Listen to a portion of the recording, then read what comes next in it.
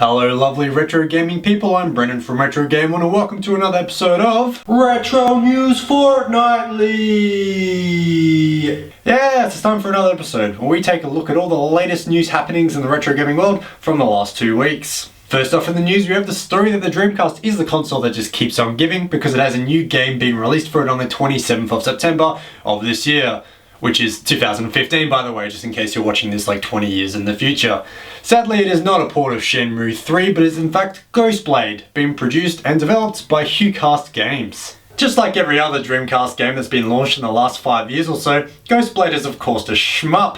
It includes 5 levels of bullet hell lovin', and it also includes 3 ships that the player can master. It also has a noob mode, which is what's getting me excited, and that is called Autobomb. As well as a single player campaign, Ghostblade will also include a multiplayer mode. It will also include support for VGA graphics, so you get that sweet 480p resolution. Now I'm not exactly sure if they use cents or what to the euro in Europe, so I'll just say that the price is going to be just under 33 euros. Also if you want a special edition that comes with the soundtrack, it will just be under 53 euros.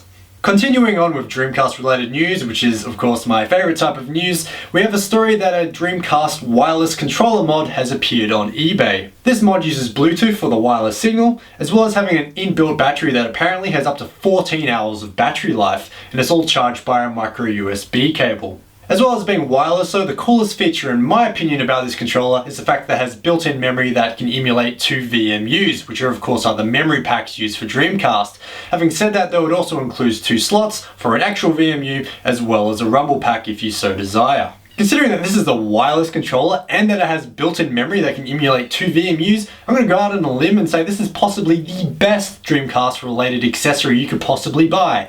With the exception that it cost $150. Although having said that, I guess a few people at least disagreed with me on that point because as of recording they're completely sold out. The model had only 5 available originally anyway, but yeah, so I guess if he considered the mod a success, he'll probably release more if you want to buy one, so just keep an eye on his eBay page, which you'll be able to find through my sources down below.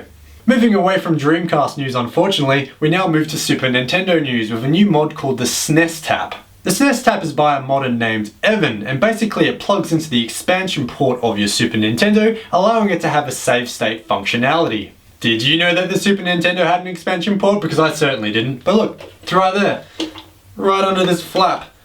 And for some reason the flap is grey and the rest of my Super Nintendo was yellow.